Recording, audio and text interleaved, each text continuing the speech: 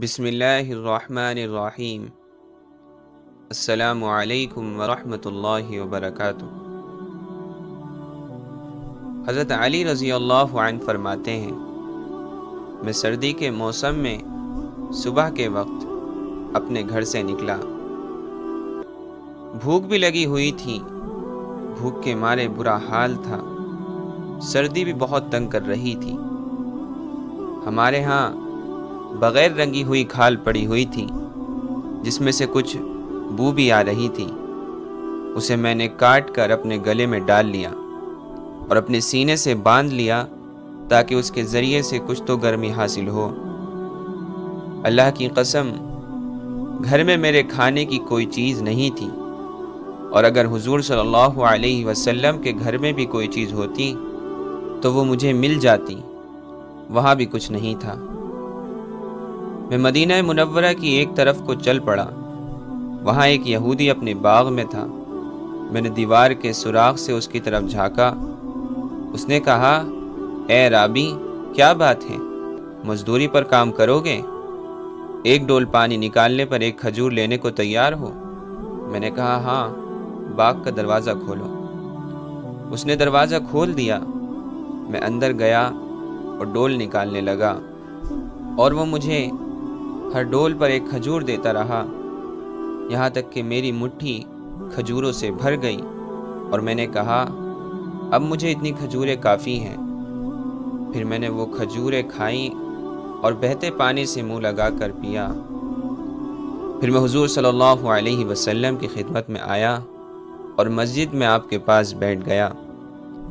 حضور صلی اللہ علیہ وسلم اپنے صحابہ کی ایک جماعت میں تشریف فرما تھے۔ اتنے میں حضرت مصعب بن عمیر اپنی پیون والی چادر اوڑھے ہوئے آئے۔ جب حضور صلی اللہ علیہ وسلم نے انہیں دیکھا تو ان کا ناز و نعمت والا زمانہ یاد آ گیا، اور ان کی موجودہ یعنی فقر و فاقہ والی حالت بھی نظر آ رہی تھی۔ اس پر حضور صلی اللہ علیہ وسلم کی آنکھوں سے آنسو بہہ پڑے اور آپ رونے لگے۔ پھر آپ نے فرمایا، آج تو فقر و فاقہ اور تنگی کا زمانہ ہے، لیکن تمہارا اس وقت کیا حال ہوگا جب تم میں سے ہر ایک آدمی صبح ایک جوڑا پہنے گا اور شام کو دوسرا، اور تمہاری گھروں پر ایسے پردے لٹکائے جائیں گے جیسے کعبے پر لٹکائے جاتے ہیں۔ ہم نے کہا، پھر تو ہم اس زمانے میں زیادہ بہتر ہوں گے، ضرورت کے کاموں میں دوسرے لگا کریں گے، ہمیں لگنا نہیں پڑے گا اور ہم عبادت کے لیے فارغ ہو جائیں گے۔ حضور صلی اللہ علیہ وسلم نے فرمایا، نہیں، آج تم اس دن سے زیادہ بہتر ہو۔